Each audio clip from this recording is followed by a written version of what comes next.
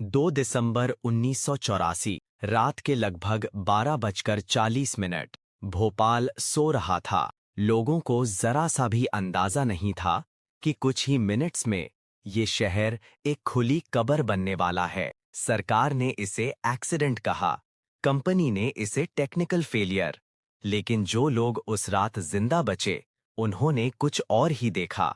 भोपाल में union carbide नाम की एक केमिकल फैक्ट्री थी। यहाँ एक गैस स्टोर होती थी, मिथाइल आइसोसायनेट यानी MIC। ये गैस इतनी जहरीली होती है कि अगर थोड़ी सी भी हवा में मिल जाए तो लंग्स को अंदर से जला देती है। कंपनी को ये बात पता थी, इसलिए सेफ्टी सिस्टम्स बनाए गए थे। लेकिन वक्त के साथ कॉस्ट कटिंग शुरू हुई, मेंटेनेंस कम होती गई, एक्सपीरियंस्ड इंजीनियर्स हटा दिए गए और फिर आई वो रात। फैक्ट्री के टैंक नंबर 610 में पानी चला गया। पानी और MIC गैस का मिलना बॉम्ब के फ्यूज जैसा होता है। टेम्परेचर बढ़ने लगा, प्रेशर बढ़ने लगा। वार्निंग अलार्म्स ने चिल्लाना शुरू किया, लेकिन उन अलार्म्स को बंद कर दिया गया क्योंकि पहले भी फॉल्स अलार्म बज चुके थे और प्रोडक्शन रुक जाती थी।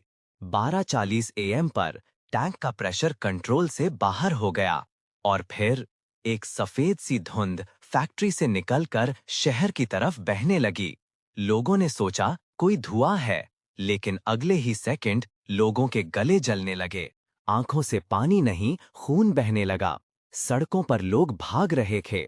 मां अपने बच्चों को उठाकर भाग रही थी। कुछ लोग भागते भागते गिर गए और फिर कभी उठ नहीं पाए। हॉस्पिटल्स भर गए। डॉक्टर्स को पता ही नहीं था कि कौन सी गैस है और इसका इलाज क्या है। कई नर्सेज और डॉक्टर्स खुद उस गैस का शिकार बन गए। सुबह होने तक हजारों लाशें सड़कों पर पड़ी थीं। ऑफिशियल रिपोर्ट्स ने कहा सिर्फ 3000 लोग मरे, लेकिन इंडिपेंडेंट डॉक्टर्स, NGOs और लोकल रिकॉर्ड्स कुछ और कहते हैं। उनके हिसाब से 15,000 से ज्यादा लोग तुरंत मरे और अगले कुछ सालों में 20,000 प्लस लोग धीरे धीरे मर गए। आज भी भोपाल में बच्चे जन्म से अंधे या विकलांग पैदा होते हैं।